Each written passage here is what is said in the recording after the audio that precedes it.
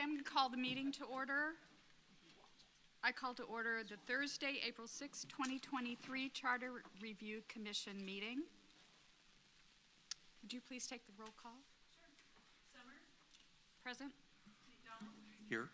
Casey? Here. Latham? Here. Allender? Here. DeHart? Here. Frakes? Here. Waters? Here. Keel? Here. Boatright? Here. Here. Okay, we have a quorum. Second item on the agenda is the approval of the March 21, 2023 minutes. Motion to approve. Second. Is there any discussion?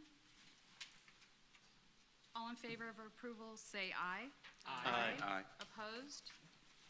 That passes unanimously. Are there any announcements? I want to make sure that everyone received the emails that Lindsay has sent out since the last meeting with several attachments. Anything else? Any announcements from staff? Just as you all can't see each other, I want to make sure everyone's aware that Nick Huff is not here tonight. Again, which we got a spot for him down there, but he emailed us so he couldn't be here. So I just wanted to make sure you knew that, since you can't really Okay, thank you. see who exactly is here and who's not. So I can see everybody, can you? everybody else is here.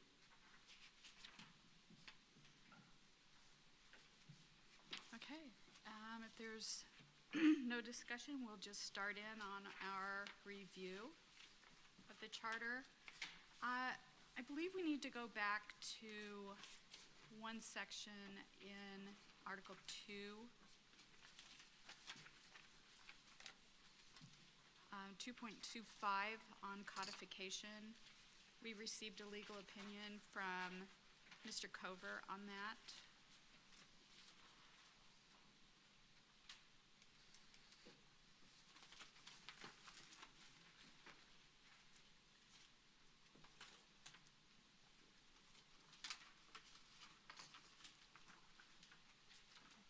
I know the question that I had when we looked at it at the last meeting was the requirement in the current charter that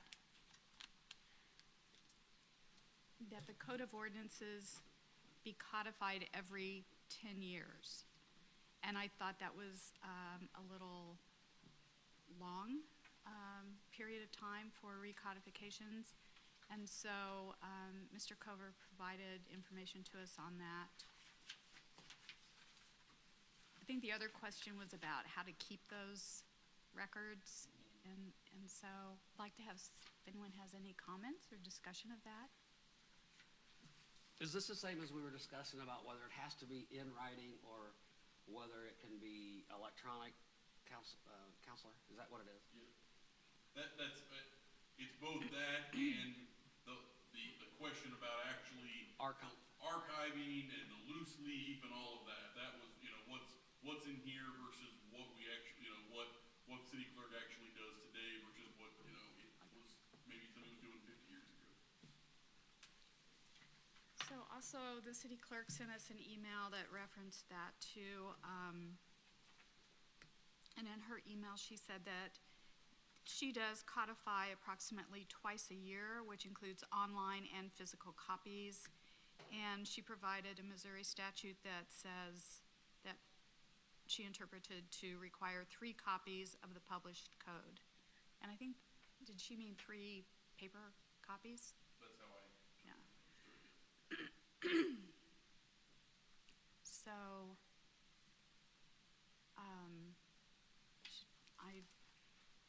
anyone have a comment about that?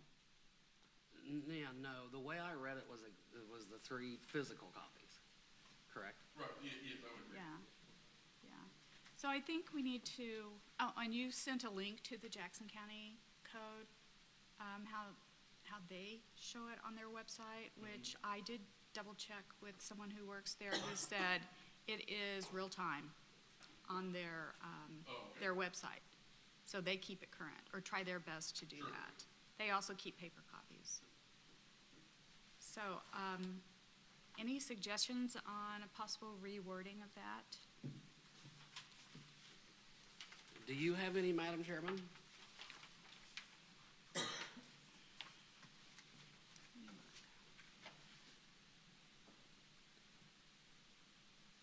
Well, I would definitely remove the 10-year requirement and allow for electronic codification and using the language we've used before, which doesn't come to me right immediately. Physical or electronic. Physical or electronic.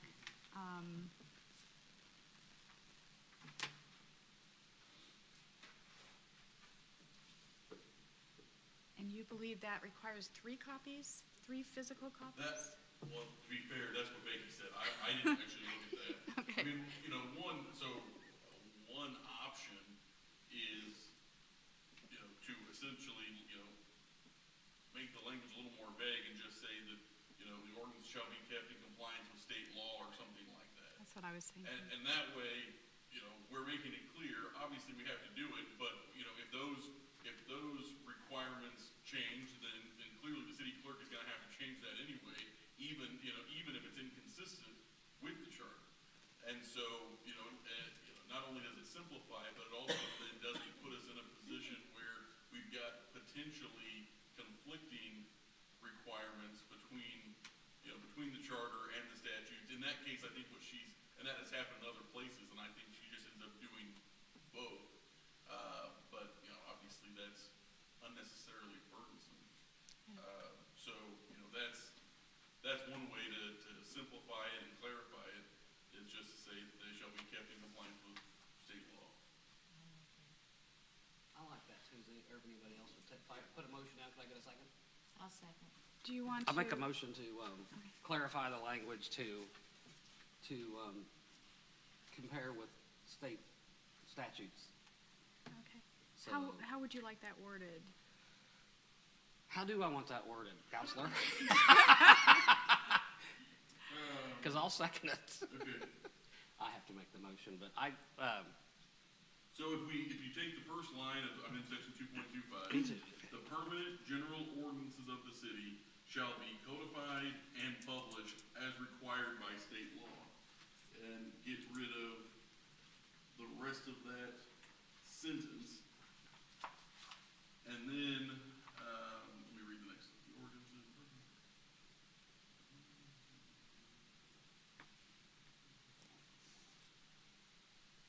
And really, and then you could leave the rest of it, I think. yeah. The rest of it's still applicable and doesn't put additional requirements on. So it would just be the second part of that first sentence that would be. Published as according to state law. Now, Oh, I'm sorry, go ahead. what about the time period? Because I don't think the state law addressed that. How about periodically, or do we need a time limit? Yeah, and Ryan is confirming that, no, you're right, state law doesn't address that. I mean, that's up to you all. If you want it, I mean, clearly she's doing it, I think, what her email say, Every 2 years. every 2 years. Yeah, I think. Approximately twice a year.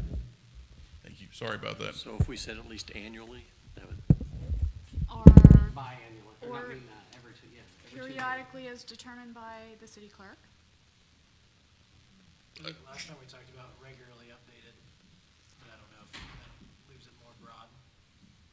I don't know if we ought to say periodically, I think we ought to set time. Okay. Annually or yeah. yearly or something, Okay.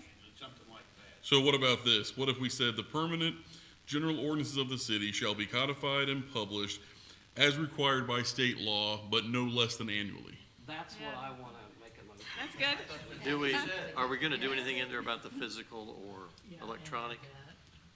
The This physical just electronic is addresses addressed in loose the leaf. board advice, right? Well, that's already addressed in state law, so I mean, you don't have to address, you Okay. wouldn't have to address that piece of it if you don't want to. Okay. Okay. Okay, so we have a motion. Is there a second? Second? All in favor, say aye. Aye. Opposed? Good. That passes unanimously.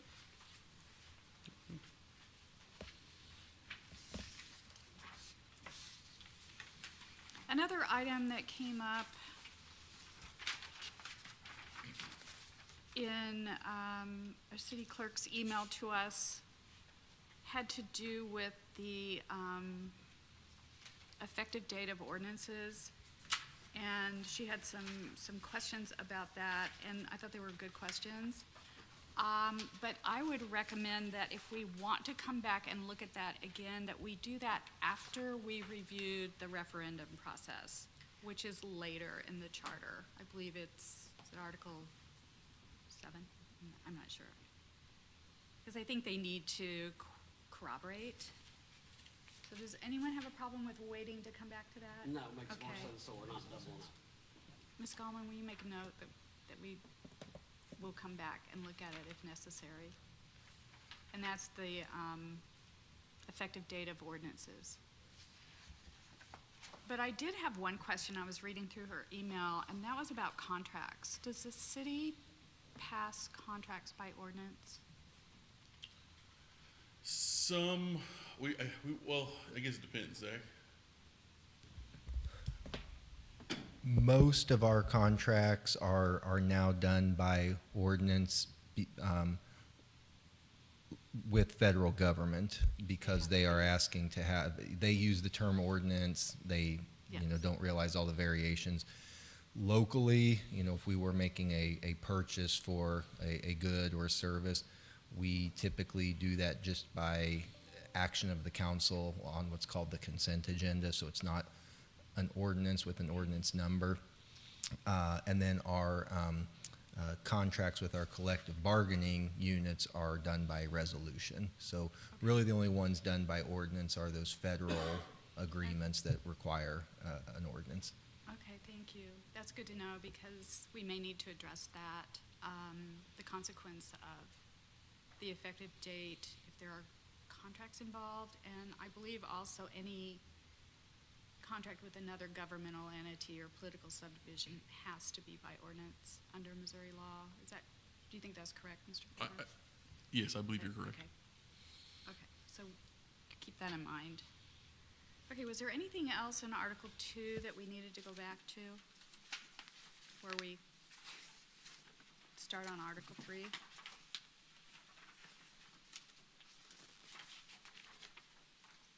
Can you think of anything, Lindsay? Did we complete 2.15? My note says not complete, but doesn't mean.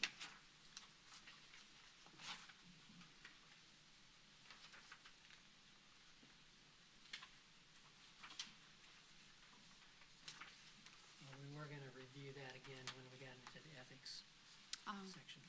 Okay. So we'll come back to that after we Okay. do the ethics.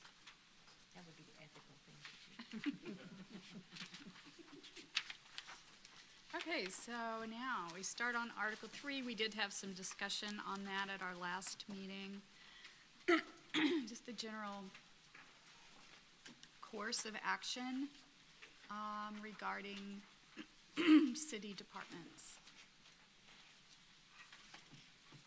City manager and administrative departments is what Article 3 addresses.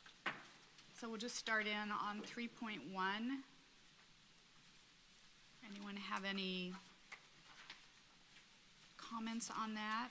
Anything you see may need to change? I know a question came up that there was a different majority vote requirement to appoint as to remove the city manager. Who the hell would want to remove the city manager? I did bring that up. I mean, I didn't understand why it took 5 to appoint and 4 to fire. I mean, I'm not saying one way or the other, Right. but it just doesn't make sense. Yeah. Yeah, they should be equal in parts, I agree.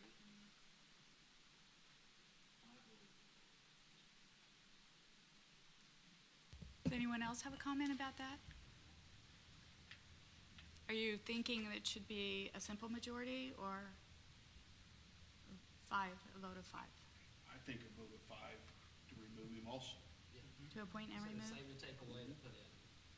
I'd agree, I'd second that one. Yeah, super majority. Yeah, I think it's better, it's just, yeah, it'd be too easy for the 4, but getting 5 would be important enough on this particular position. Should deter political, Yeah, just some humanity. political shenanigans. Yep. Let's see where that is. That's it's in I'm looking at 3.1. 3.1, the third paragraph?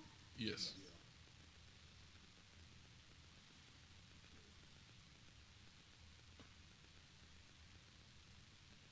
Okay. Was there any motion to change that from 4 members to 5 members? Yes, that motion made. Motion? Second? 2 I seconds, think a Ms. third. Steele was first. I got a quick, Any I do have. discussion? Yes, discussion Okay. a little bit. So, the without cause, is that standard? Is it more of like, the federal level where the president picks his people is what I'm getting at, and, gets his cabinet, but my part is that standard just if somebody comes rolling, I'm gonna go ahead and change because my friend, his son just got a degree and we're gonna fire one guy and put another, is that standard? Where they can just, for no cause is what I'm getting You at? want to take it or me too? Okay. Yeah, in that, for that level of position, that's typical.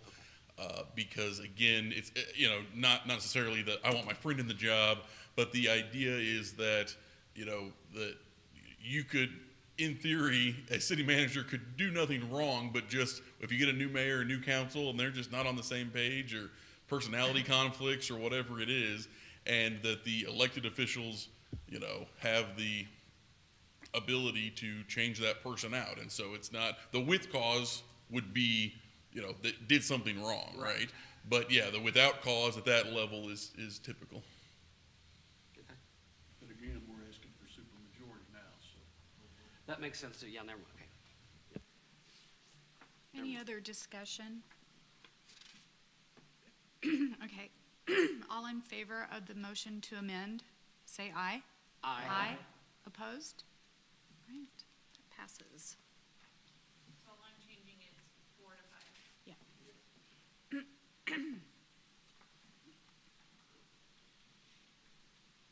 Okay, the next section is 3.2, acting city manager. Any comments or discussion on that section?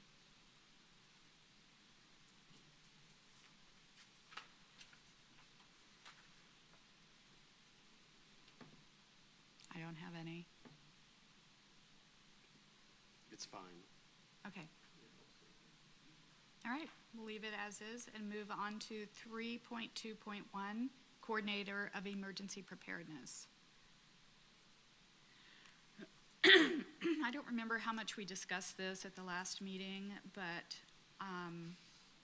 I just had a couple of questions about it because I don't really understand exactly from the wording of the charter this position. I looked on the city's website. It looks like the person with that title is in the fire department. And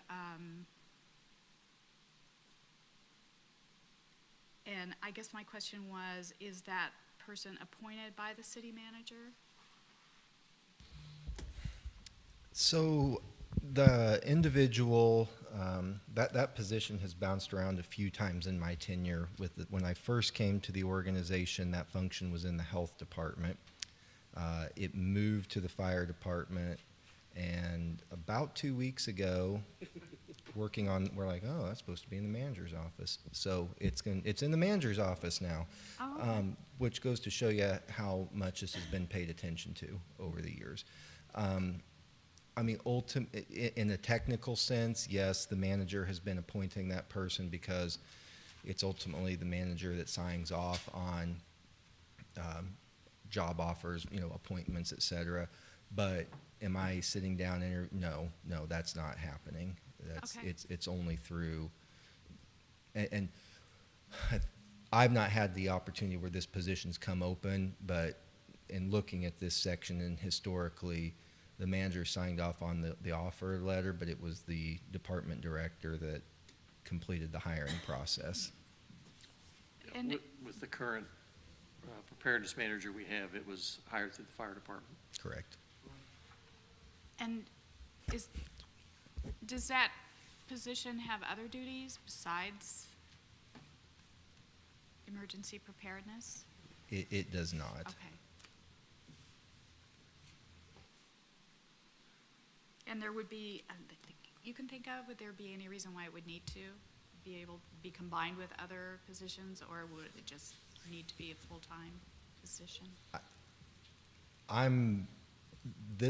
The function is obviously important, and then the terrible, unfortunate event where we would have, some sort of disaster, natural or otherwise, obviously having this function is important, but I struggle to understand why this is in the charter and not Yeah. the code of ordinances or Totally. something like that. Okay. Yeah. Yeah, That would be my next question. yeah. Is this a position and the type of thing that we would want to move from the charter to the code of ordinances? I would say so. It sounds like it. That would be- Because it sounds like it's yeah. kind of evolving. Right. Chairman, I got a need to make question. I meant to say this before we started on Article 3, that as we're going through these, I think we should keep in mind that if we vote to move something from the charter to the code of ordinances, the city council needs to do that before these charter amendments go to the voters, so that it doesn't disappear. So, because of that, I think we also, besides making the decision we want to remove it, we need to look at it too, because it might come back to us and stay in the charter. Also, another thing is I would think we talked about this before, if we want to make suggestions to the city council on the organization and things that are currently in the charter, we can do that at the same time, kind of as a separate document to them. And so if you think of anything that you think could be improved, and just as a recommendation to the council, we'll keep that in a separate document. So if we decide, I'm just trying to get clarification. If we decide that the coordinator of emergency preparedness needs to come out of the charter, or we believe it needs to come out, that'll be sitting in another document that goes to the council to say, you need to deal with this before we can, I think the way I foresee it is that we will make that recommendation to the council before it goes to the voters. Because we don't want the Right. voters to say, yes, take it out, and it's not in the code of ordinances. And it just gets lost. Exactly. Now, how that process is going to take place, I'm not sure yet. I was concerned about that whole process. We're going to get to this issue of whether we're going to eliminate all these departments. And that's the same issue, isn't it? Yeah. Yeah. We don't know whether the city council will go to the trouble of, by ordinance, establishing whatever departments they think necessary. And, Yeah, I it think, almost seemed like we need to know what the council's willing to do before we do very much. I agree, but I think we need, as part of our review, we need to make these decisions and then inform the council of our recommendations, and then I believe So we're going they to- will choose whether to, So we're telling the council, well, we'll do this if you do, yeah, that's, yeah. I can't see them not agreeing to it. I mean, it's given them much more power than they've ever had in the past. Yeah, I mean, what you're saying is how I generally envision the process. So, there's multiple parts of the charter that you're just removing, like what we just did, where you're making edits, right? But then separately, we're going to have, whether that's in a transmittal memo or some other document that says, here, we took this out. You can see that, but these are all the things that we, think need to go into the code of ordinances somewhere. And so, this is going to be a lengthy process. So it is possible that, once that goes to the council, if they say, no, we think that should stay in the charter, that they actually do, refer something back to you all to say, okay, we want this to stay. So how would you, if it's going to stay in the charter, what's it going to look like? And so, again, we just don't know how that's going to play out.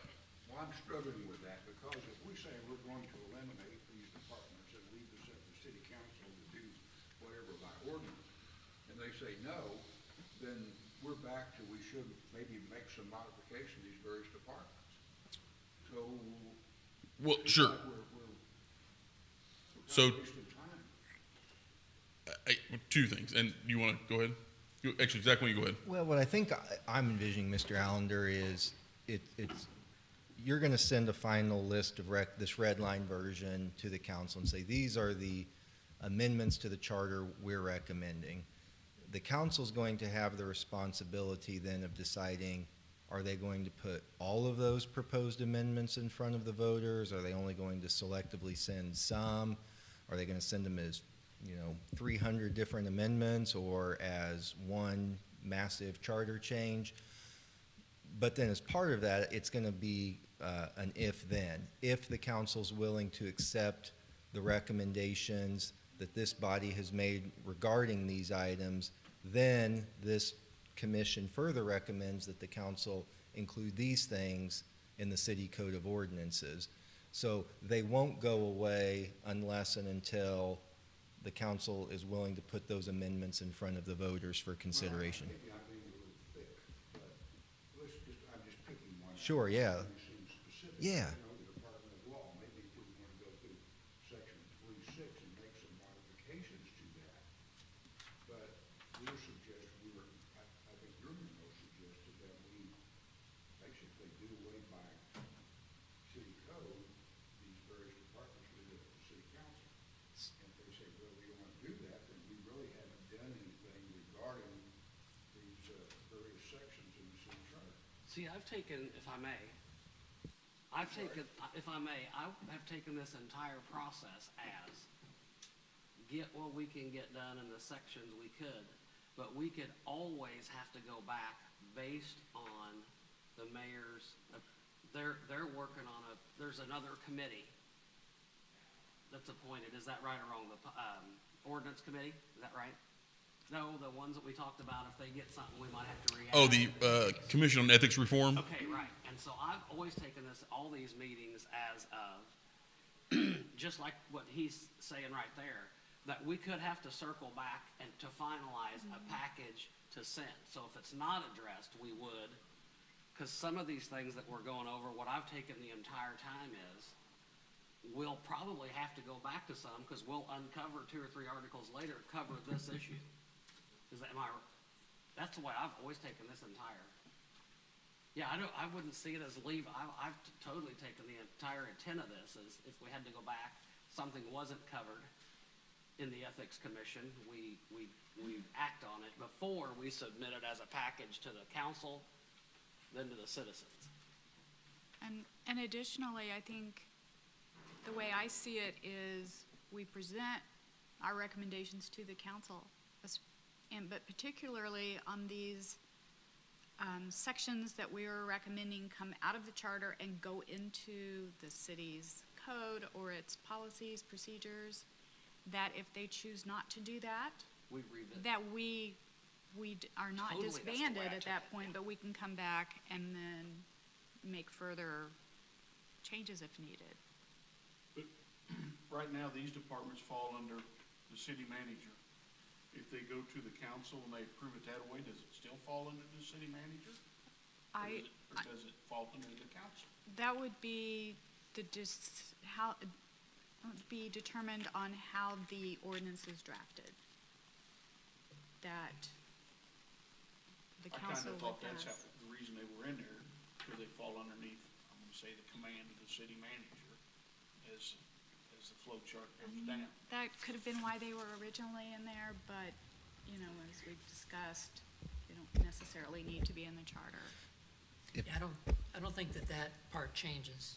I don't think anyone is making the recommendation that the structure change.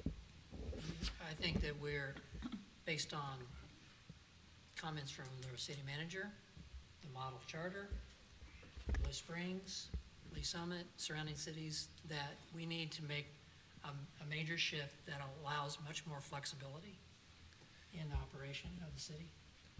And I'm jumping ahead just a little bit. I think it answers Mr. Casey's question.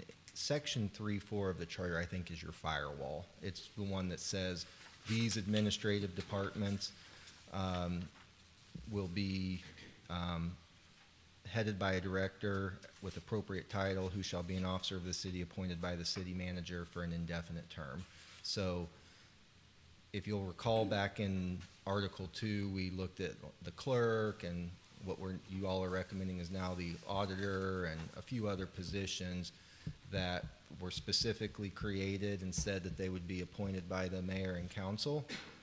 This 3.4 to me is the firewall. It says any departments that get created are going to be appointed by whoever the city manager is at that moment in time.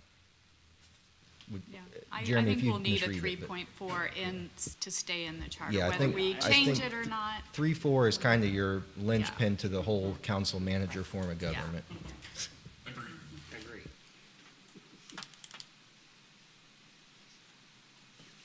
Okay. Can't remember where we were on the coordinator of emergency preparedness. There were no motions on that yet? I think we were gonna see if that moved to ordinances, correct? What we're gonna- Is Okay. that a circle back?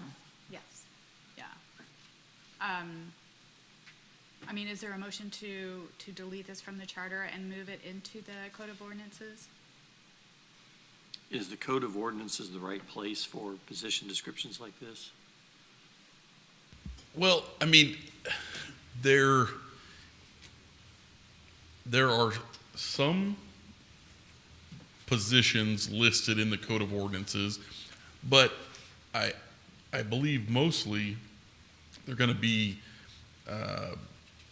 probably director level positions. I mean, there are lots of positions within the city that are not, you don't find anywhere in the Code of Ordinances. So it's not as if you have to have it, so it doesn't have to be there. I don't know, Zach, you got a thought? Why can't we just change the word shall to may and move on? Well, I would say because we want to reduce the size of the current city charter. I mean, if this is in an HR position description file somewhere, does it really need to be here? I personally am of the opinion that job description shouldn't be in the charter. I Because if totally you're going agree. to try to change it, you're going to schedule a $100,000 election to ask the voters to change a job description. Right, so to me, this should be in another document somewhere or another department, not in the city charter. So is there a motion to delete this from the city charter to move it to a place determined by the city So moved. administration? Second? Any Third. discussion? Second. We have a second. Yeah, they have a second, a third, you can be fourth. I'll be sixth. Any discussion, any further discussion? All in favor, say aye. Aye. Opposed?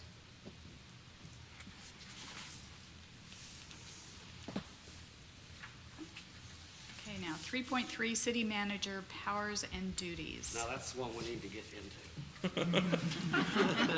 I said we cut it and move on. Shall to may, and what? Yeah, can we have you leave the room for just a minute? It's easy. Any discussion on this? I don't see my name in here anywhere, do you?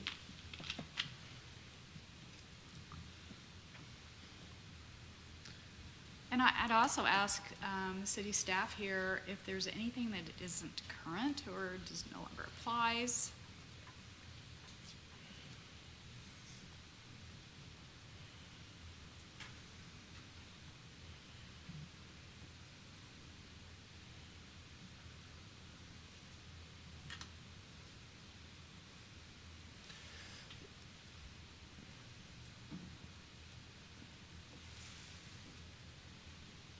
I can tell you that all 6 of those items listed are things that we are still doing today.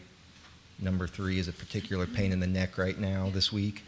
But those are all current activities and requirements that we're satisfying.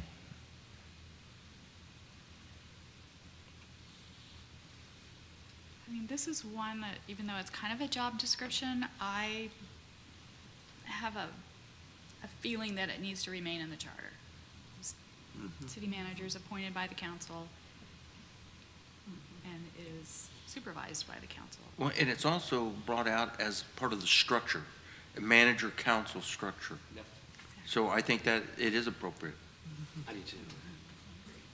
Okay. I'd make a motion to leave it just like it is. Yeah, I don't think you need to have Okay, a motion all right. on that, but Yep. I would point out that there's a reference to section 3.29, so we just need to keep that in mind in case that section number needs to change, or,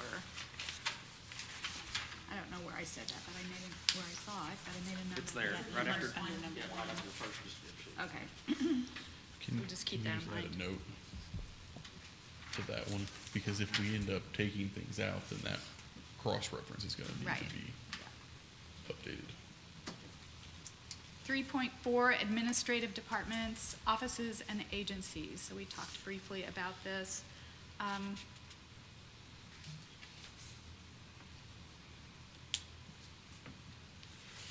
I looked at the model code that we all have copies of, and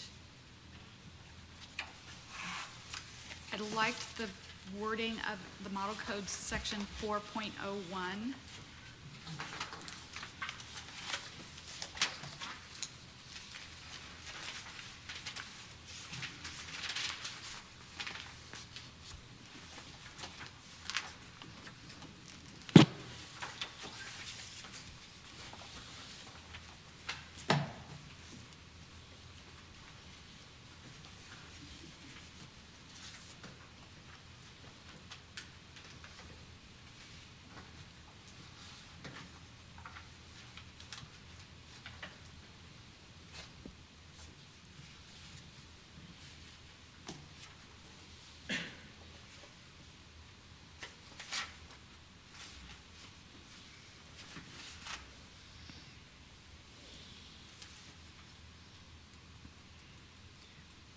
Yeah, I would make a motion to replace that section with the exact wording of 4.01 A and B from the model charter. Do I have a second? I'll second. Okay, discussion. Any So, discussion on that? this is 3.4, Yes, and we would be replacing it with the model charter 4.01. yes. Correct. That's what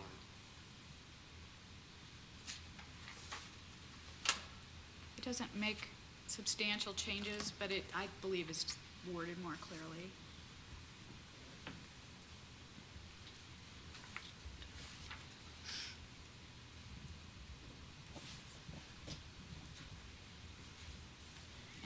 Any discussion on it? The only comment I have is it definitely puts all the eggs in one basket, and it's with the city manager, and he's responsible, even if he has to start running departments. So, yeah, I think this is excellent. Anything else? Okay, we have a motion and a second. All in favor, say aye. Aye. Opposed? Did you get that, Lindsay? Okay. Okay, Department of Law. Mr. Cover, we're gonna be discussing your position. It's not personal. I have a lot of questions about it, because, No offense will be taken. let's see, where are my notes?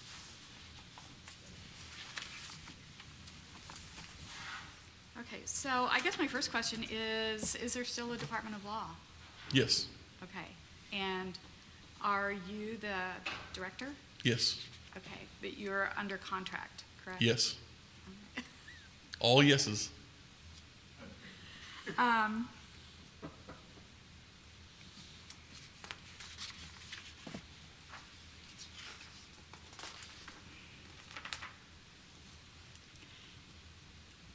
should this remain in the charter?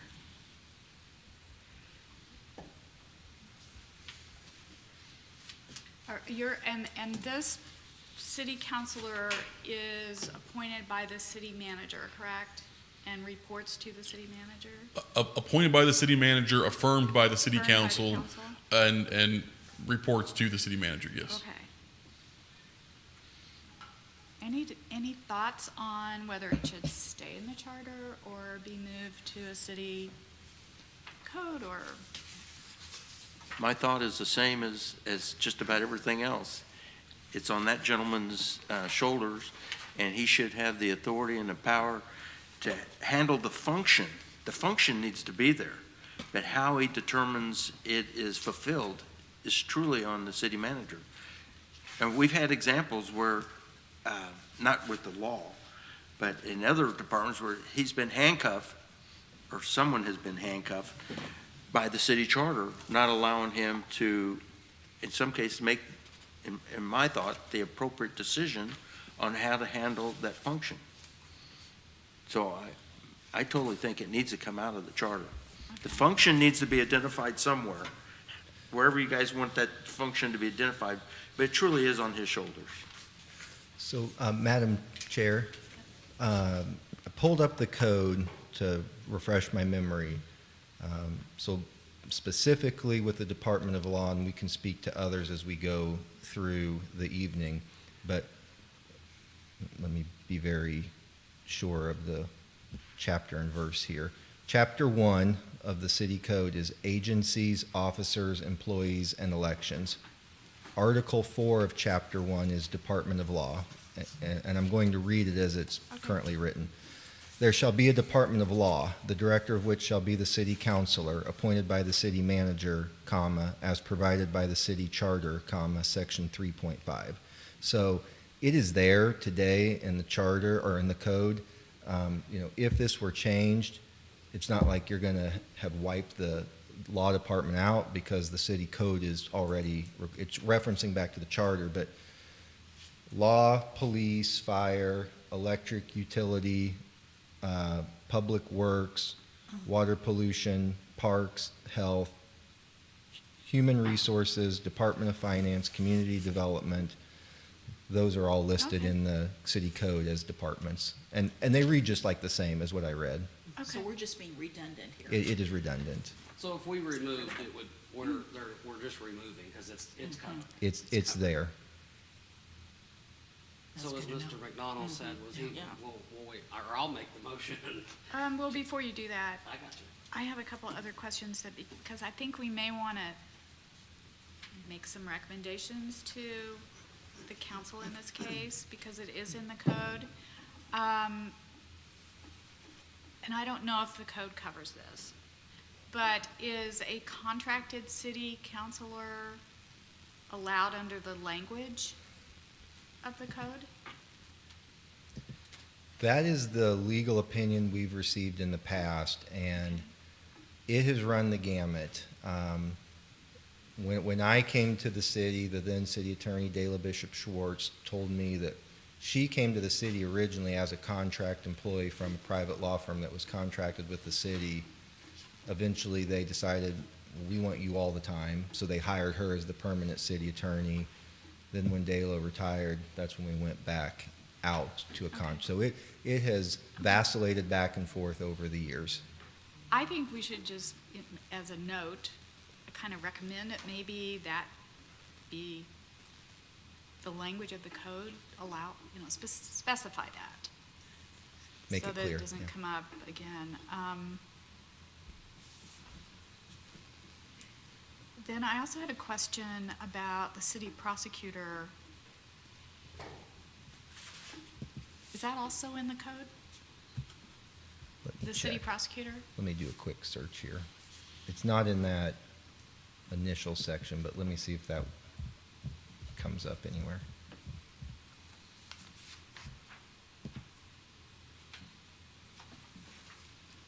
When you mentioned code, is that code of ordinances? Yeah. Municipal Yeah, the code. Okay. Is that a huge document? It's going to get bigger. Yes, it's a large document. It is. It says the same thing, no problem. The prosecutor is only referenced in so much as the different municipal violations and saying that, prosecutor responsible for handling. But in terms of creation of the position, it does not appear so. Okay. But is the city prosecutor part of the law department? Yes. They are, Yes, the city right? prosecutor is part of the law department, and I was pulling up the code. My guess is because as you read through in other sections of the code, it implies that the city councilor is the prosecutor, Right. and so it's and historically at some point that was probably the case where you had one city councilor who served the city council and was also the prosecutor. I know that hasn't been the case here. It's Bob Welch. Okay, Mitch Langford, who is the current city prosecutor, has been here for 20 years. I'm sorry, not Bob Welch. We're sitting in Lance, or not Lance, I'm sorry, it's And we're sitting in the Chuck Sandage. courtroom. Chuck Sandage. There- right. Got my Yeah. attorneys mixed up. Chuck and Ava. Yeah, Yeah, and I Chuck know that, Sandage. they were there for 20 or 30 years or something. So it has, and neither of, as far as I know, they were never also at least not permanently the city councilor. But I do think that's probably why maybe you don't see it, at least that position being created, because it is referenced. But again, I think historically, go back far enough, that was the same. Those were the same person. people. Okay. Yeah. Then I noted, I think it says in the charter, it must, because I wrote this down, that the city councilor shall not engage in the private practice of law unless authorized by the council. Now, you work for a private law firm, so I don't know if that also, we need to address that. Well, I'm trying to find that exact language. Yeah, tell me what motion I need to make. Well, what I'm talking about are maybe some suggestions. I'm teasing because what I said earlier. So I think I do remember. Yeah, it's at the bottom of 3.6. Yeah. What it was, and again, as Mr. Walker pointed out, it has gone back and forth over the years as to whether or not the city councilor was a in-house position or was in private practice. Since this position, when that's appointed, it's appointed by the city manager, but it's affirmed by the council. So I think we've taken the position that if the council is approving and affirming that appointment of a city councilor from a private law firm, that's them giving their permission that they're okay with it. So if they're, I'm not saying that couldn't be I see. more clear, I see. but if they have to approve and affirm the appointment. So, and they knew that, they knew who I was and where I was coming from when they did that, as I assume they did, with Dayla when she was in private practice. And so by affirming that appointment, they're approving, of how that position is being filled. That makes sense. Another question that just came up as I was reading through this, and I dealt with this in previous position. Can a contract position supervise a city employee? So the prosecutor is a city employee. Yes, correct? yes, correct. I just wondered if that had come up.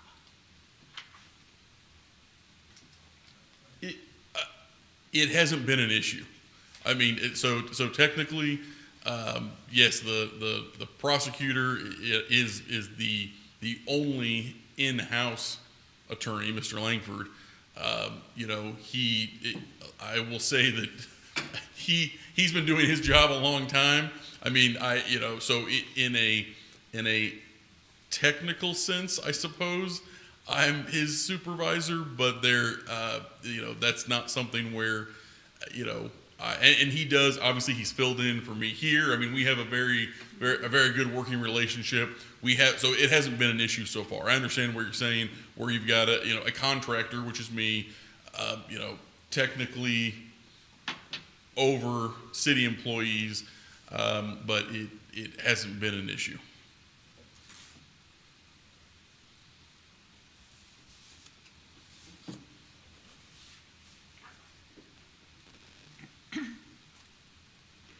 The other thing that was in this section that we discussed before was, I think it says that the city councilor directs and supervises codification of ordinances. So we may want to just include in our side recommendations to the council that be moved from the city councilor's duties.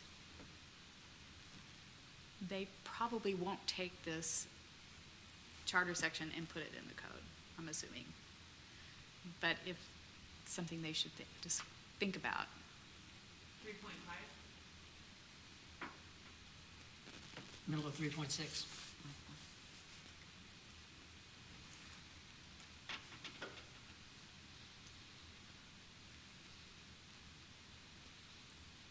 So it says, the city councilor shall direct and supervise the revision of the city's ordinances as provided herein and as herein provided, and thereafter he shall direct and supervise future codifications of such ordinances. So, to be clear, your recommendation is that line be moved to the code, is that what you're saying? Is that second part of that. Supervise the codification of such ordinances. Unless you think it should stay. I thought we were gonna move codification to city clerk. I would fully support that. We were gonna recommend that. Okay, I'm just trying to understand what you're. I thought it was kind of confusing because it sounds like you were in charge of codification, and I don't think. I would disagree with that. You don't think that's how it's worded? So, we just want to be clear. What is your intent with that specific language? Just so it's not confusing on which position at the city is in charge of the codification process. So to the extent these sections are, so your recommendation is, I just want to make sure I understand, your recommendation is remove these sections and put them somewhere. Is that what you're? If the city chooses to. Okay, but that language in particular is confusing because it essentially puts, what I would consider to be the city clerk's duties on the city councilor. So to the extent that these sections go somewhere else, that particular language should be removed. Is that what you're saying? Yes. Okay. Thank you. Okay, I just want to make sure we're on the same page. Yes. I don't know if there's any discussion of that. Maybe I'm the only one that thought that was confusing. Well, we're going to need a motion. If they want to remove it all, we're going to need a motion. Okay. I think we can add the note on that particular piece, but if they want to remove that, then yes, they'll have to make a motion for that. Okay, then another thing that I questioned, but this may have been maybe different in the city's code of ordinances. Only one council member can direct the city councilor to draft proposed ordinances and amendments. Is there any thoughts as to that? Should it be just one city council member or maybe more than one that can direct an ordinance or a resolution to come before the council?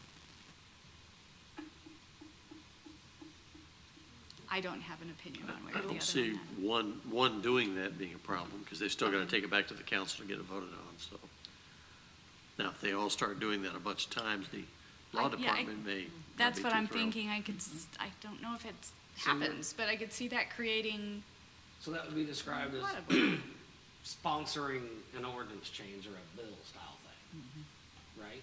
Would come from one person and supported by. And I know that happens because I've seen it when I've watched city council meetings, but I don't know if that has created, if that's a problem or not. Just thought I would mention it. I don't have an opinion one way or the other. Anyone want to discuss it? historically, have you had a problem with that? It has not historically been an issue for me, no. Okay. Okay, I then. feel like somebody has to champion that bill or that ordinance, and by committee might stagnate, or, once they say they're gonna do this, they can then advocate and leverage everyone, but to make them have more than one to do it, I think might just stagnate Okay. the process So myself. currently, the way that the council's rules of procedure is set up, any one member can add an item to the agenda. And so the way that this has sort of been used, and sometimes it's me and sometimes it's Mr. Walker, is either they have an idea and they need help sort of, formulating that and getting that into an ordinance, or they found an ordinance somewhere and want help kind of tweaking that to get it to a point for consideration. But typically then depending on the path it goes, sometimes it'll say, what's sponsored by council member so-and-so. If it's really just coming from that one, if it's coming from that one council member, we typically identify that. And so sometimes that's, gone through me, sometimes that's gone through the city manager's office or both. But it's not something that has been an issue. Okay, thank you. Okay, I have a quick question. Wasn't the procedure, weren't they trying to change it at one point recently?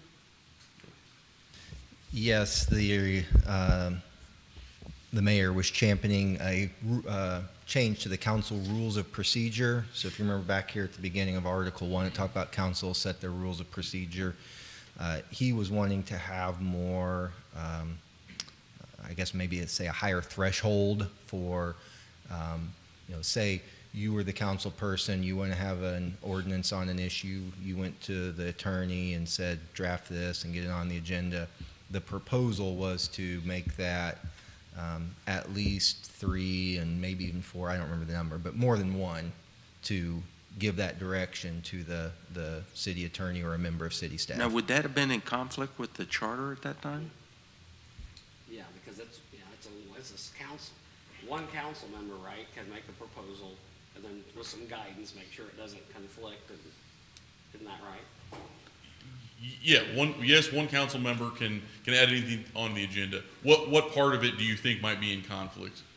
With it saying that one person can move something forward as an ordinance, but if you have a requirement that says you got to have 3 or 4 people to be able to put it on the agenda, that seems like that would be in conflict. Well, right. So currently, it is only in the rules of procedure. That's where the council would address that. And currently, it's my recollection is it's not addressed at all, which is why any one member can do that. Okay. The proposal was to change that. That has not occurred to date. So if that had been approved, Yes. and what I'm thinking down the road. Sure.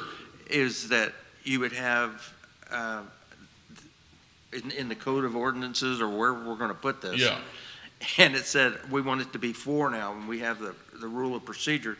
It can't conflict with the code of ordinance. It wouldn't conflict, but I mean, here's how I see that is so if one member has something they're trying to accomplish and they bring it to me and say, hey, can you help me fix this up? And and so I fix it up and put it into an ordinance and give it back to them. Then it's on them to convince, depending on the number, 2 or 3 of their colleagues to support that with them.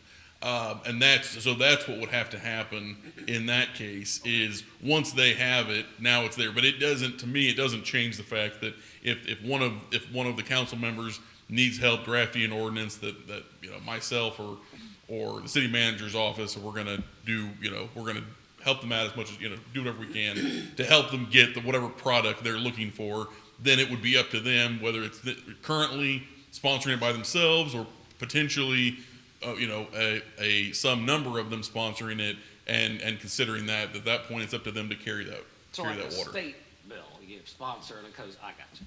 Yes. That's what he was. So they had proposed multiple sponsors prior to, that's the proposal, correct? But it didn't pass.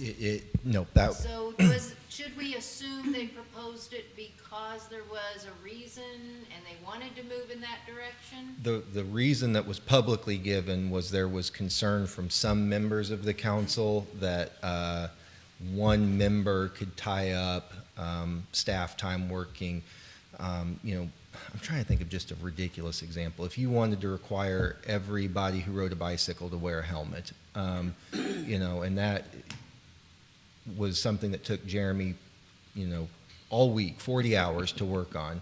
The other council members say, hey, I had other things I need you to be working on. Why are you spending your entire week working on their item when I need you working on this? So if one council member was, completely out in left field from their colleagues, the proposal and the reason that was given was to try to make sure that staff time was being spent on things that the council, as a majority, wanted staff time to be spent on.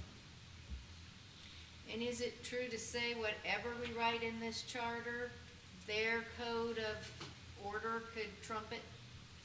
Could override it? Not in the charter. Not in the charter. The charter currently, what it talks about is that the council shall have their council rules of procedure, but it doesn't really put any meat on the bones. It just says it's up to them to sort of govern themselves. That's what the charter currently says. So no, they couldn't have, there can't be anything in the rules of procedure that conflicts with the charter. The charter trumps the rules of procedure. That is a document that it is made up, monitored, and can be amended by them, but it cannot trump or conflict with the charter. So are we making a mistake or an error in having parts of this removed and put in the code?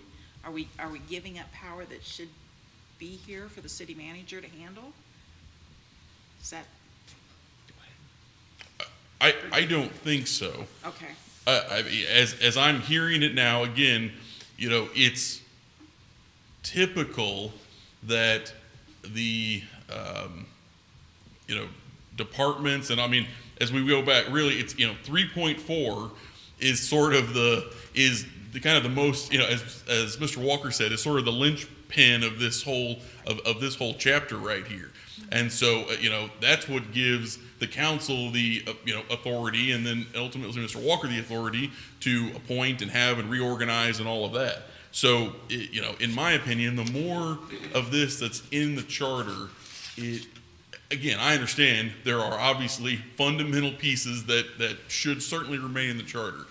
But some of this that goes into a lot of detail, it makes it so it kind of ties the council's hand, ties Mr. Walker's hands in terms of being more flexible, more efficient.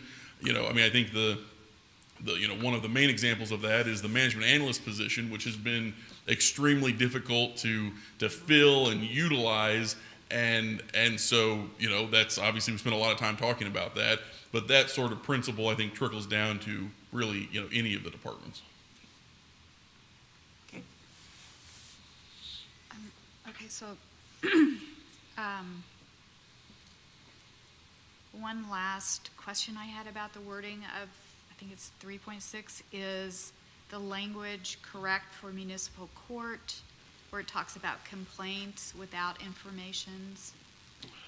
If we're removing this, it won't matter, but if we're gonna make some side recommendations to the council, you might wanna bring that up. I'm trying to find. Let's see. Oh, I see it. The city councilor shall supervise preparation of complaints in the municipal court, which complaints shall be verified by oath or affirmation, and is authorized to prosecute on such complaints without filing information. Is that? Well, that's again, current law? this is where it assumes that the city councilor is the prosecutor. So I guess your question, by removing that, does that? No, my question is that still the current law in Missouri, that you do not need an information with a complaint?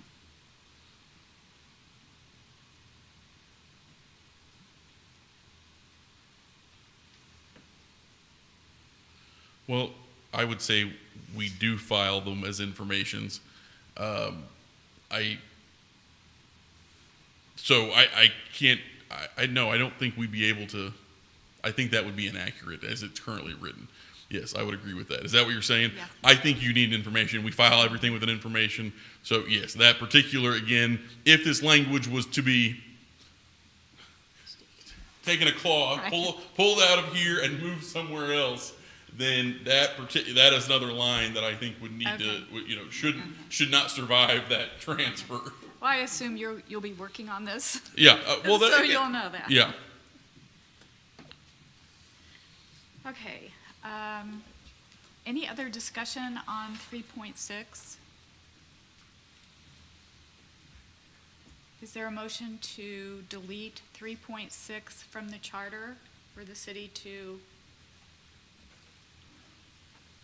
adopt it in some other form? I'll make that motion. Is there a second? I'll second it. Thank you. All in favor, any further Discussion. discussion? Yeah, I would just add that I think it is important maybe even to revise the motion language that while we are looking to eliminate this and place it under the control of the city manager and the council, that we do make mention of those numerous questions that you brought up. So it's not just as simple as Right. strike it out. Okay, But also, I mean, if we're gonna eliminate 3.5 and take it to the code of ordinance, would 5, 6, and 7 automatically go with that since it's Department of Law? yes, you're right. Yeah. The whole Department of Law. Yeah, All- you're anything absolutely with right. Department of Law should go over, not just that one section. Right, we should So I can amend that amend motion to it. cover Thank those. you. Thank you for pointing that out. And then you'll have to see if the second still holds, I guess. Okay, so the amended motion is to delete the Department of Law, which is sections 3.5, 3.6, and 3.7, with a recommendation that Be addressed in the code of, that it be City addressed code. by the Yes, city. yes. Is there a second? yes, second. Any further discussion? All in favor, say aye. Aye. Opposed? Okay, thank you.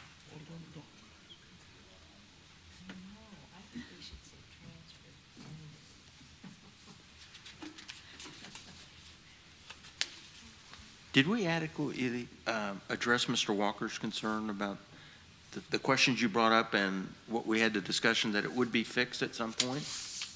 Yeah, she'd be on Okay. Well, Is somebody going to fix it? in these specific, and I don't know that we'll have to take these one by one, but at least in a number of these, this is already addressed in the code. So it's the Department of Law. I mean, you know, if this were to be approved, you know, and I am obviously invested in this, the Department of Law is already in the code, and it just refers back to the charter because again, the charter trumps the code, right? So now what is possible is that you know, if this happens, that is beefed up some based on this language, that some of this is, you know, as appropriate added into those sections in the code. But the law department is also in the code. So even if, you know, today, if this was approved by the voters, the law department is still there. And that's the case for, I think, the majority of administrative departments, correct? That's correct. Yeah.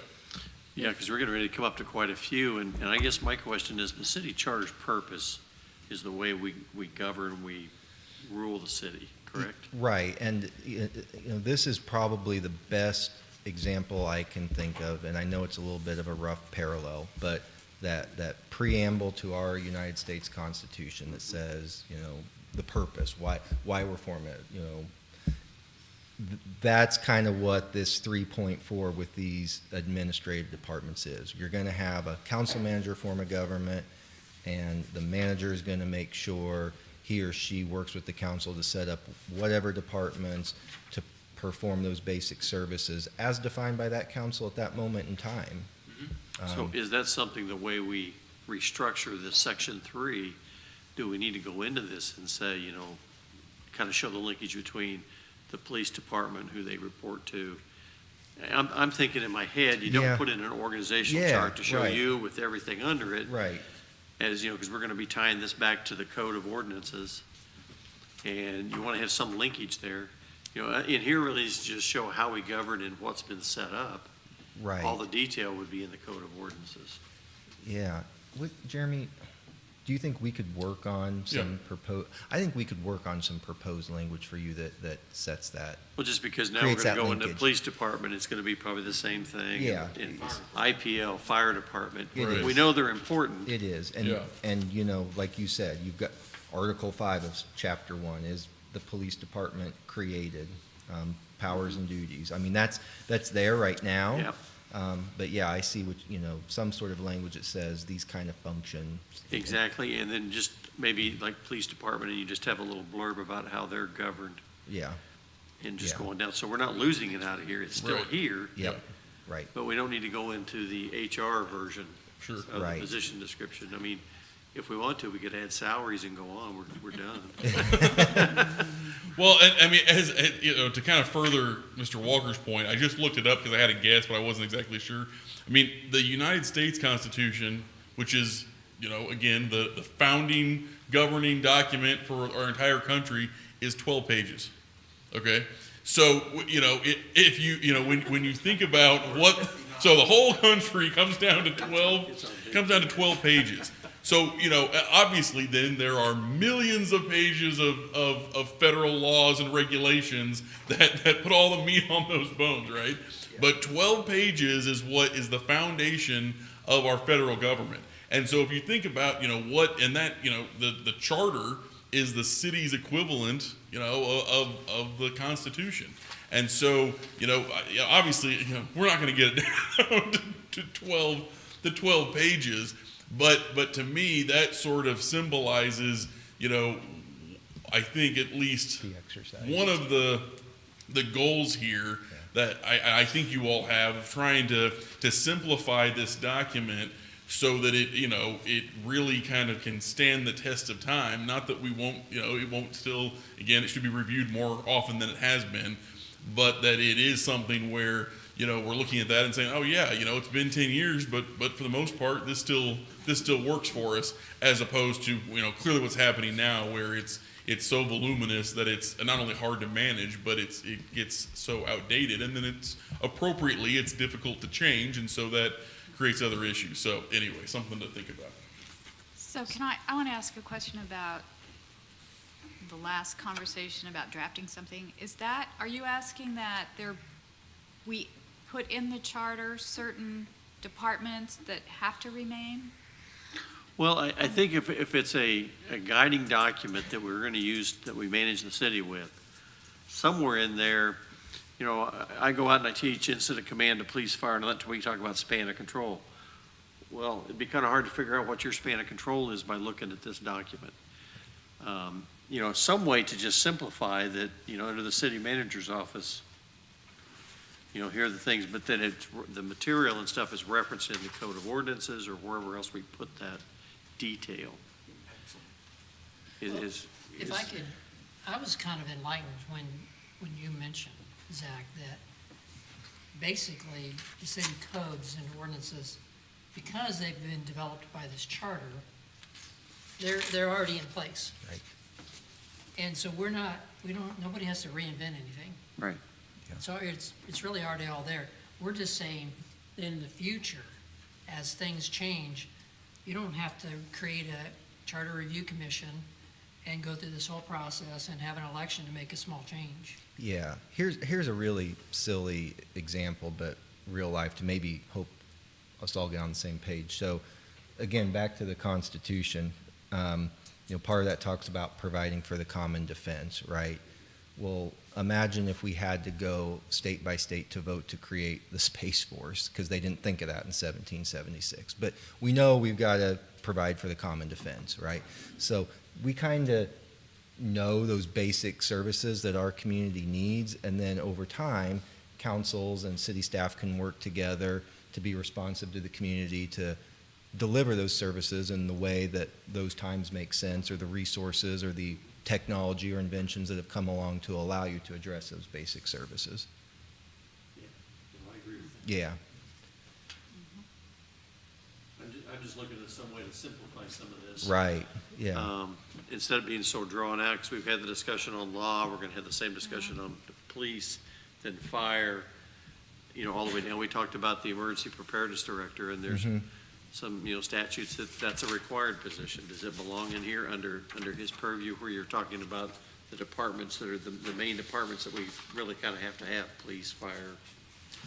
Or how do you show that? Would you put language in this charter to refer to city ordinances? I think they'd have to tie back and forth, because like the city ordinances, some of it says it, city charter, whatever, but in that charter, it doesn't say anything about the I'm other just way. wondering if, for the police, fire, public, if, I like the heading is, there shall be a fire department, and the director shall be fire chief, police chief, or whatever, and then the rules or powers are outlined in the ordinances, and that could kind of hit all 3 or 4 of those. That's kind, yeah, that's kind of what I was talking about, in a roundabout way. But with this model language that we just adopted for the, what was it, The model was 4.01, 4.01. A and B, isn't that the basis of all of the rest of these departments? Because it's saying that you're going to establish these departments, these offices, these agencies, it's broad. So I'm not sure we need to keep repeating it specifically, because it's already there, isn't it? Within the new language that we're putting in with the model? I would agree with that, yes. You know, part of this was I assumed that this city charter would be put together and revised several times. Basically, it's the voters telling what they expect the city council to do for them. I mean, that's the whole point, isn't it? And so, shouldn't we have some citizen direction about what we expect the council to do? I mean, That's what we're here for. yeah, exactly. I mean, to start with. Yeah, so it shouldn't be all left up to the city council, or even you, the city manager. We had, this is to outline the voter expectations of our city government. So I think that whatever we need to do to get that point across to the city council, and whoever, that's what we need to do, and not leave all the decisions up to the city council or the city manager. But it's also awareness, you know, how many people have read the charter before we got on this charter review committee, or how many citizens or how many council members have read that. I know Karen DeLucy was a big proponent, because her and I had many discussions on city charter. Since 85, I think, is that not fair? Right, The yes. last go over was Yeah, 85. yeah. So, you know, there's a lot of things in here that, you know, like you found out the emergency preparedness person was supposed to report to you. Right. Things like that pop up. So I think it's an awareness and education program too, along with all of what we're doing before it goes to the voters. So they understand, a lot of them may not even understand we have a city charter. They hear it referenced, but they don't know what that is or where to find it. Yeah, wait till we bring it up to the public for. But I think- Exactly. But I think all of our citizens know that we have some structure or format that directs our city officials as to their job and responsibility. I think all voters believe that. I do. And I've never read the city charter before I got involved here, but I always believed that. Well, I will say that this process, Charter Review Commission, then to the voters, is in the Missouri Constitution. So it's in the Missouri Constitution. So we're doing what our Constitution requires. No, I'm not arguing with it. Okay. I'm doing it. I mean, it does, and we certainly invite the public to email us, email the city, and they have. If they have any comments about this process, the charter changes. And anyone who does that will certainly be sent to us and we'll review it. Okay, are we ready to move on? Okay, next, Police Department, 3.8. I don't want to have a lengthy discussion about that, except to recommend that it be deleted also. I'll make a motion to delete that, because it's in the ordinances, correct? It's in the ordinances, and of the departments it listed in the code, this one has quite a bit more language associated with it. It has the department, says it's created, says it's going to have the powers and duties as prescribed in 3.9, which that could be moved over here, but then goes on to say other sections of the code as prescribed by ordinance. It shall have charge of and administer the city jail and other city prisons, and shall have custody of city prisoners, and then goes into talking about the police reserve force, how that's to function, how to work. So there's a lot of meat on this bone, especially compared to the other sections of city code and city departments. It's pretty thorough here. So as we move these over, you're at least checking and going, okay, we've got all that covered. Right, yeah. Or if we don't. Yeah, as we go department by department, I'll cross-reference for you and see what's Sure in we code and cover it. what's not. Right. So let me ask you this, Mr. City Manager, on 3.9, if we did delete, it's covered as well or better in the ordinance side, the codes? Yes, that's my thought. Because that was what that's why I said it so quick, is what we're kind of the redundant side, and Yeah. two sets of the exact same description. Yeah, and I mean, like the language in 3.9 talking about the power to arrest and anyone they see violating, like that's all part of your police officer state training and being police certified. I mean, in fact, what's in state statute and part of police training is far more impactful and binding than this language. Motion to delete section 3.8 Is there a second? and 9. Second. Any additional discussion? All in favor of deleting, say aye. Aye. Opposed? Those sections are recommended deleted. Anything she says, delete. I can't hear every other word. I just I'm wonder, sorry. when we get through with this, are we gonna then be charged with reviewing the code of ordinance, because we've done so much stuff over there? That's the next one. Okay, next is Fire Department 3.10 and 3.11. Again, this is one I don't have any comments on other than believe it Make a should be motion to moved. delete. Is there a second? Second. Any discussion? All in favor, say aye. Aye. Opposed? Right. Public utilities, which is 3.12 through, Make a motion to delete. I didn't Well, finish. after last night's 3.15. council meeting, can we really do anything with this yet? Yeah. Oh, I think we should, yeah. I'll let Zach take this one. Okay, so I'm thinking on my toes here, but so for those who are watching, I'm going to think of the folks watching this who aren't aware of what happened last night. The city council has directed city staff to go down the path of reviewing the electric utility through a third-party consultant, looking at both what it looks like to keep the utility and bring that up to modern-day professional standards, well invested in, hardy, robust, all of that.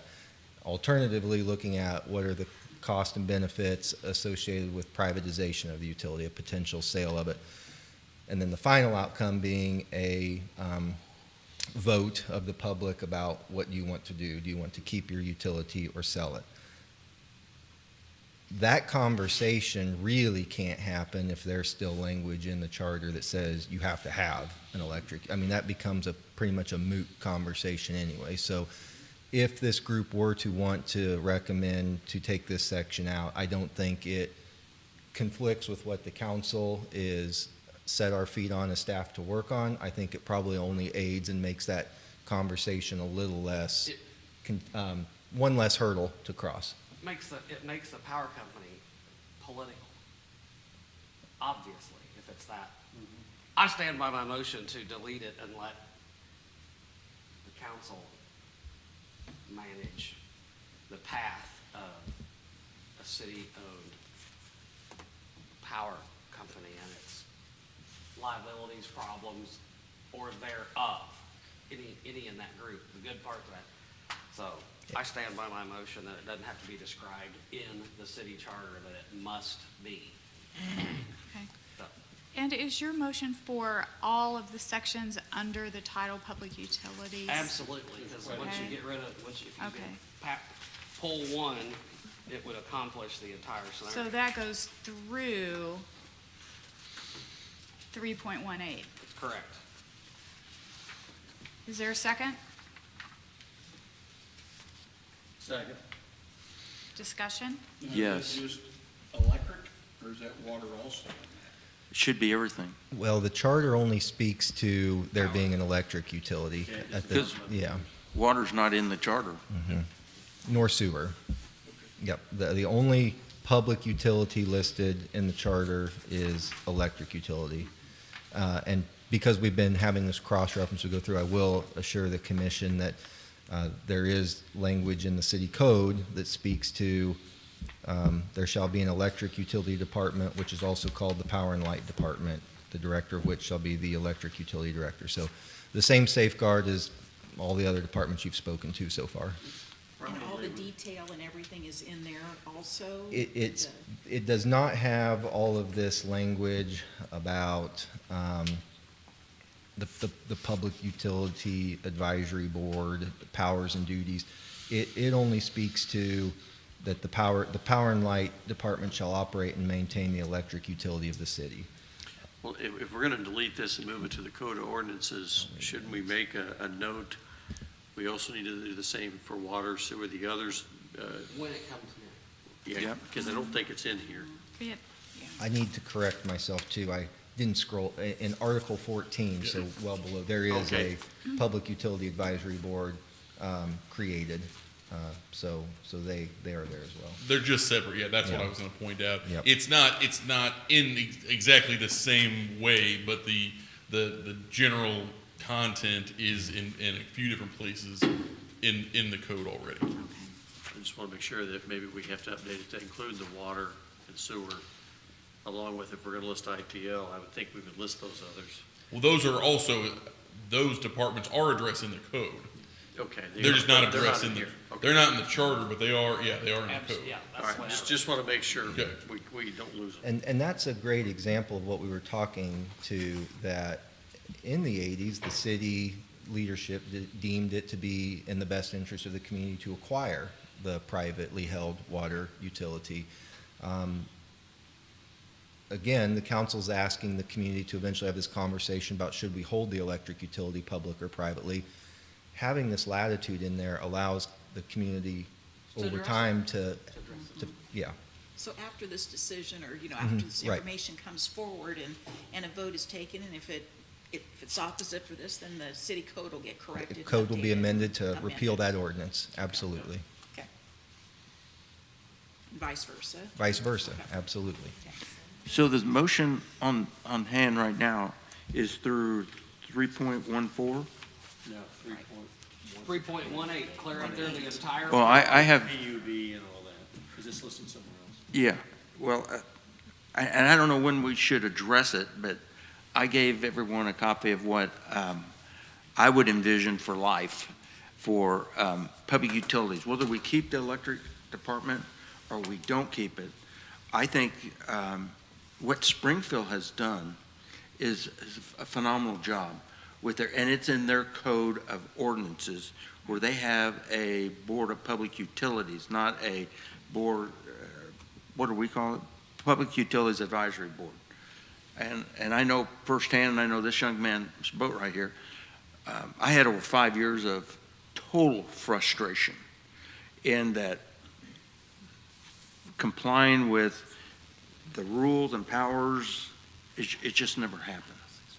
And it was frustrating to try and operate in that condition where you would ask for information, and no offense taken, that you'd ask for information, you'd get none, and they'd basically say, that's enough. I actually asked for some information to be subpoenaed. No response. I actually I worked on it this week, the number of things that have taken place with that utility, and I think the gentleman down there mentioned about it being political.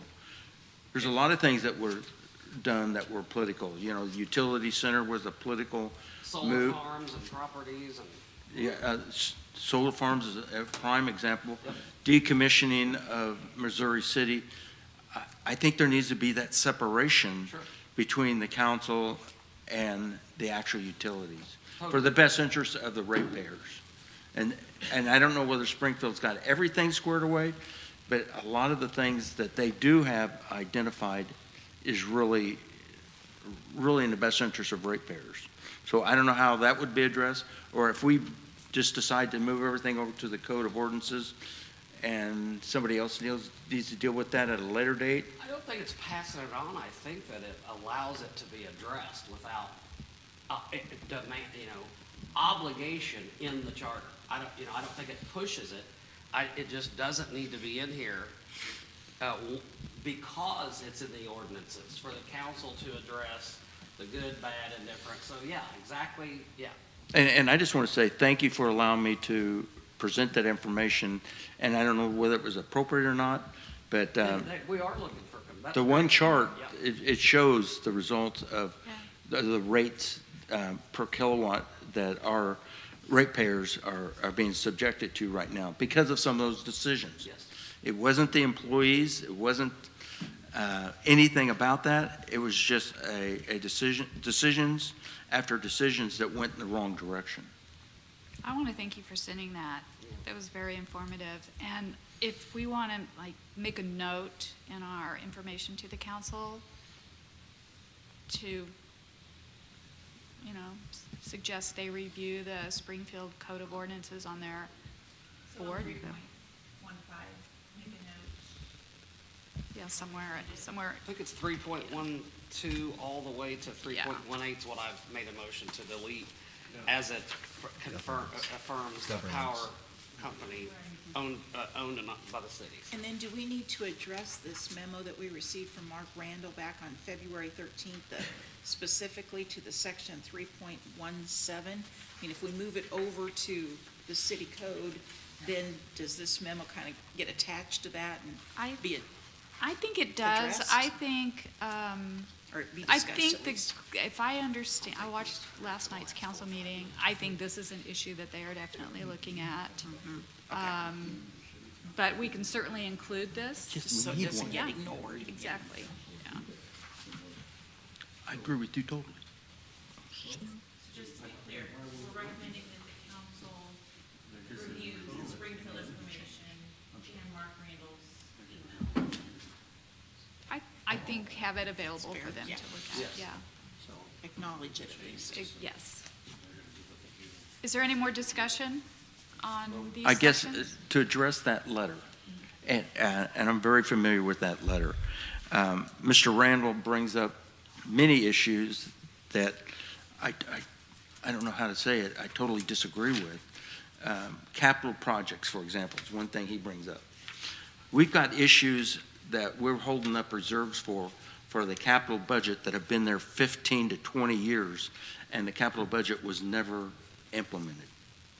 The idea of the reserves that was in the charter and hopefully maybe go out of the charter is that reserves are supposed to be there for the utilities, not a cash cow that we can loan out. Our farmers market, the water department loaned them the money for the farmers market. Correct me if I'm wrong on any of these things. No, you're And good then, memory. because we got COVID money, we paid that off and went back to the reserves. And I think that, just like you indicated, if there was a buffer, we need a buffer.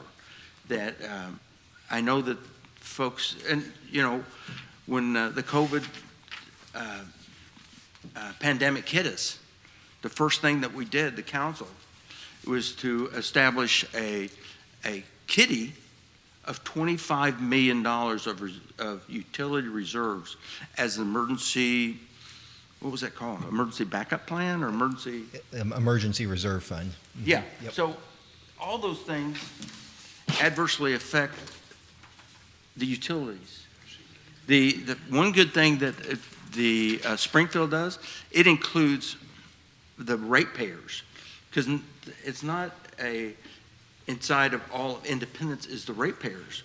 We've got major industrial users that don't reside in Independence, and they would be included in that committee to do that. I have a laundry list of things, and like I said, it was 5 years of frustration. Thank God my term ended. But and Mr. Walker knows that I've been very vocal about this. But there needs to be a buffer that says what is right for the ratepayer versus what is right for the utility. And I feel for the utilities right now, in particular the electric utility, because their existence is really in jeopardy. Mr. Walker, the meeting last night, did they give you a time frame that they wanted to review? They want it done as early as to be able to be on the ballot this November, but no later than November of '25. Okay. It's going to take a while to put something like that together. I was just curious. Right. Because a lot of what we're talking about here, the Right. changes, Yeah, right. I wasn't at the meeting last night. Could you be more specific about what we're talking about? Yes, so the council is asking, has directed city staff by their vote last night to go retain outside expertise to study the electric utility and look at it from two different perspectives. What it would mean to retain ownership of the electric utility as a public held enterprise, but also making the investments in it to bring it up into a modern day sense. So all of the functions and abilities that would make us on par with as if we were privately held, like a Evergy. Alternatively, they want a study of what it would look like for that to be sold and owned and operated in by a private held company. So what would be the financial benefit to the community, to the ratepayers, but also what costs might come along with that. And then once that study is done, once that information is presented to the community, they want the community to vote on whether or not they want to keep the utility as a publicly held entity or to pursue privatization. But that would still leave it to us to determine whether there should be continue to be a public utility advisory board or a board of public utilities as. well, I think we operate as the way we are right now. Right. And that's what we have until it changes through, their studies or whatever gets done. So we're not proposing deleting all these sections out of the charter tonight, is that the idea? Yes. We are. Well, I think we were, just like we've been doing, and moving them over to the code of ordinances. Well, that's where I have a little issue. I mean, we were saying that we're going to leave it to the city council to establish something like this. I don't know if that will happen to voter satisfaction. Well, I just look at it as we operate the way we are currently right now, because we don't know what's gonna happen with the utility, whether they're gonna change it, keep it, sell it. If it's, ordinance and, yeah, I don't think it needs to be in the charter that might go another how many ever years for review to make it mandatory, is my motion is. It would be in codes until the council puts it in front of the public. And And- so that was my motion, is to take it out so it's not what we call, like the city constitutionally. Yeah. Yeah, so And Mr. Allender, the electric utility, politics. the electric utility as an entity and then the utility advisory board as a body, those are both referenced in the city code today as you sit here. Both. So even if this group recommended deleting those from the charter, it is still required to happen by city code. I Gotcha, understand okay. it's in the city code, but Yeah. then, I'm not privy to all the ins and outs of the shenanigans regarding, we all know about the. Shenanigans is a I'm not good going word. through that again, but obviously the city code didn't stop that from happening, did it? No. No. But how many of them read that? Pardon? How many of them read it or read the charter? Well, regardless, I mean, the city, there wasn't any bumper guards to keep everything on track. It happened, and so I think there should be some protection from the voters of the city of Independence to, you know, keep the train on the tracks instead of going over here and doing all these crazy things. And I'm only, again, offering recommendations here, and it's up to this group to decide where to take them. And I mean, that is your job. That's this form of government. But I will, from a staff standpoint, in my experience, this part, for example, about 3.17 and municipally owned, okay, it says it shall be operated in a business-like manner. What the hell does that mean? I mean, Spire operates with automatic meter reading. Are we supposed to go get automatic meter reading? Yeah. If I understand it, yeah. again, I can be thick, give you that. No, you're good. We're talking about deleting all of these provisions, and then there's nothing there, really. We're talking, then there's gonna be talk about the city code. But John, if you're talking about protecting the voter, right now, we're not. Well, Because the charter is dictating what is happening. Right. And we don't have any ability to make some adjustments that could, I'm not advocating any of those changes. I'm just saying that we can't even address them because the charter says the city will have an electric department. And if we remove it, the requirement from the city charter, then experts can then look at options.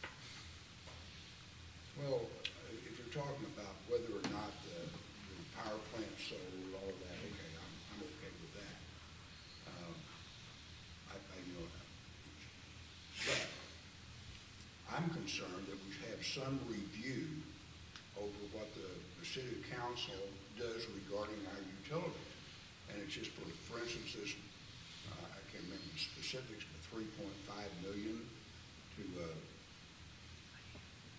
to the highest bidder out there to demolish a power plant. That should never happen. It was a lot more than 3.5. That was over $10 million. $10 million. Okay, brother. We suggested not doing anything. We had to have something to keep And- that sort of shenanigans. And I will, let me tread lightly here, okay? But some have made the argument that demolishing a power plant was a good business decision, okay? That these words have ambiguity that allow them to be manipulated.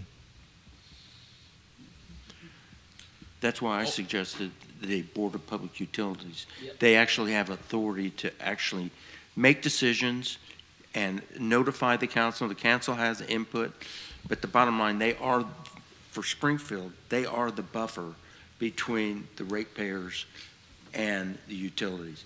I mean, they go on, they're also in charge of like Parks and Rec and all kinds of crazy stuff. And I just gave that as an example. I have to leave for a minute. Carry on my thought. I will, and I mean, I just want, if I'm being repetitive, I apologize, but just as a reminder, everything that comes forward from here will ultimately have to be voted on by both the council and the community. The council to put it on a ballot, the community to approve it. My motion extensively is that it should not be in the charter that the city own or be, we don't need to, that they have to have one. That's my motion to remove all language that requires them to have it. I also want to clarify just one more piece, that in addition to any of these changes, obviously, as Mr. Walker just said, would have to go through the city council and then ultimately be approved by the voters. Separately, there are statutory requirements that require a vote of the people in order to sell a municipally owned utility. Right. So that, I mean, this is, you know, so even if it wasn't in the charter, even if it wasn't ever here, there is still that, you know, that even, and I don't know if that, you know, who if anyone wants to go down that path, but to the extent anyone does, no matter how you shake it, that's going to end up in front of a vote of the people. So my motion stands.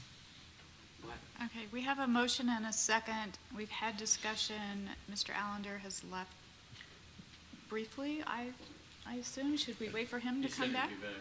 Okay. Do we wait for him to come back before Well, we take a you wanna vote? do a vote and then see what his is when, because he's getting ready to leave too. I know. I can wait till he gets back. Okay. I just think on the motion and stuff, we're basing it on the way it's set up right now. today. Absolutely right. Because we don't know what's gonna change. Yeah. I just say, we take out 3.13, 3.18, And, yeah. put it in the code of But the way it's ordinances. going, we may still be here working on the That is charter, exactly- and then we can go back and fix it. Okay, he's coming back in, I think. Should we applaud when he walks back in? All rise. Yeah, trust me, I've done that before, don't do that.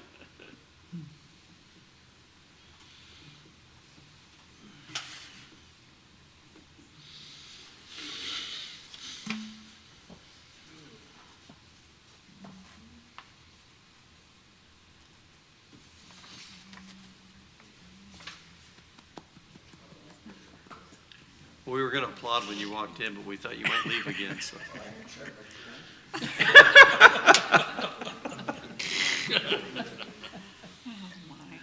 Okay. Okay, we have a motion You're on camera, right? and a second. All in favor of the motion, say aye. Aye. Opposed? Oh, I'm sorry. Could you restate the motion? The motion was to delete 3.13. everything 3.18. under the title Public Utilities, which is 3.12 through 3.18, with the recommendation that it be, That's my motion. with some You sticking to it? considerations, be presented to the council. I would recommend a roll call vote on this one. Right. Go ahead. Summer, Yes. McDonald, Yes. Peasy, Yes. Latham, Yes. Allender, I don't agree to delete it all, no. DeHart, Yes. Frakes, Yes. Waters, Yes. Steele, Yes. Boatright. Yes. It passes. Thank you. Okay, Mr. Latham, I know you have to leave. Yes, thank you. Have a great day. See ya. Thank you. We have, it's 10 till 7. Should we go full, keep going for a few more minutes? Okay, okay. Next, next is Public Works Department, and that is section 3.19 through 3.20. Any discussion on these sections? Assuming it's in the code of ordinances. Article 8 is Public Works / Water Pollution Control. Mr. Attorney, you might want to put that on the next council agenda. That is now known as the Municipal Services Department. So another example of how we found an efficiency to merge those together. But yes, that's in the code. So is there a motion to delete these two sections from the Yeah. charter? I'll make So a motion. Oh, so second. All, discussion? Yes.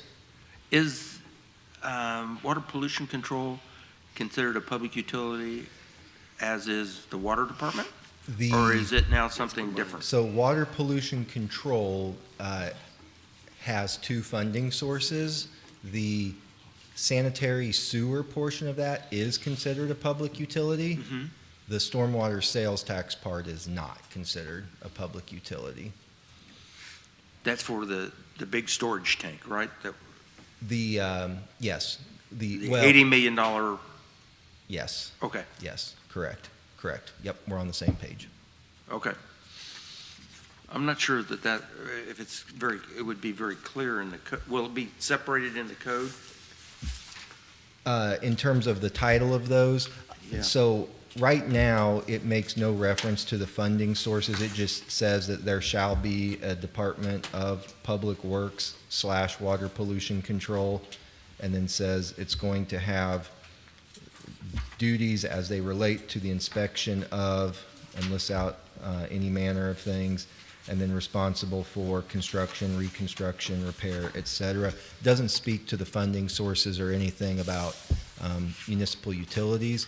What you might contemplate is making that part of that recommendation that this section of the code differentiate that portion of, Yeah, because I could see someone. I see what you're saying. Someone could say that you're funding street maintenance and snow removal Yep. with, Sewer dollars, yes. correct. So Yep. how do we do that? Differentiate that? Right now, the way you differentiate that is because of the fund accounting, so saying that all of those funds have to be separate from one another.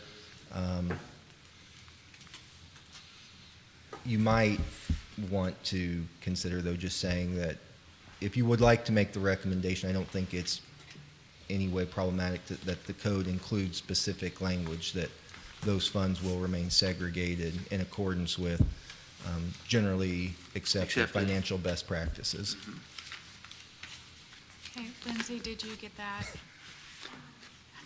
We can, Well, I think on the motion that was made to delete those and move them over to the Code of Ordinances, and just add some language, as they were just discussing, about the funding source.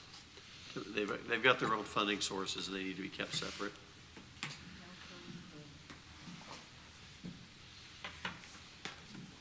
we can get some language for you.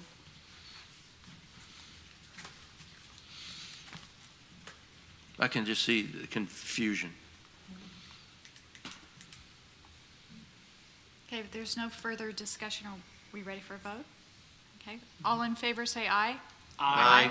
Opposed? All right. Moving on, Department of Health, 3.23. I'm sorry, I missed Parks and Rec. 3.21 and 3.22. Any discussion on these two sections? They're under city code. I skipped Parks and Rec, so 3.21 and 3.22. They're under city code, Mr. Manager? Yes, they are. City Code, Article 9 speaks to the department as well as the parks, creation of the Parks Commission, stating that how many members will be on the Parks Commission, their term, and the duties and responsibilities of the commission. Motion to delete. Is there a second? Second. Discussion? No discussion? All in favor say aye. Aye. Opposed? Okay, I think this would be a good place to stop on our review because the next is Department of Health, which there may be some You guys more know- detailed Yeah. discussion on that.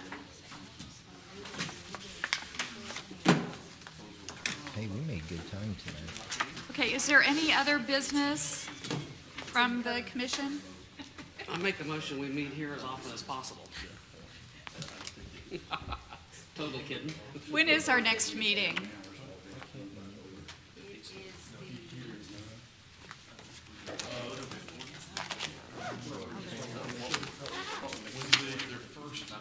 May 2nd.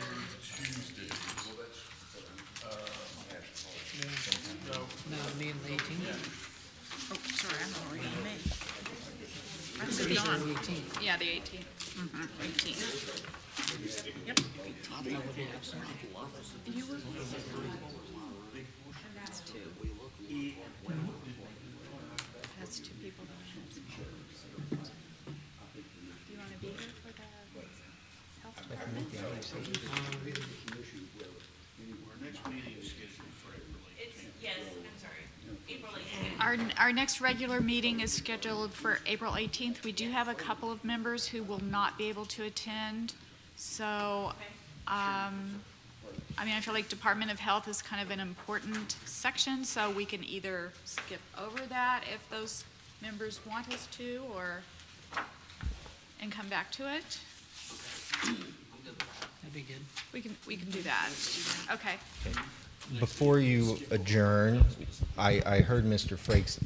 Is there a desire of the commission for staff to see the feasibility of meeting in this space permanently, or do you like your original home? I love I like the other. It's very fine. I like the other one. Yeah, I love it. It's closer for me. The other one is just. Just wanted to make sure. We're, Just check sir. Code of ordinances, we move stuff over there, how are those changed? Is it a vote of the people, a vote of the? Vote of the council. Vote of the council? Vote of the council. We were just up here. Yep. discussing this.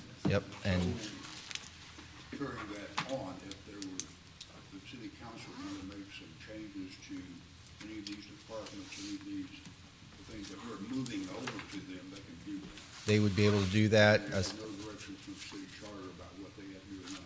they would be able to modify that as long as they weren't interfering with the administration, the day-to-day management of those departments. They could specify outcomes. You know, they could say the health department has to give a flu shot. You know, they could put that in the code if they, but they couldn't say, you know, it would require that kind of direction.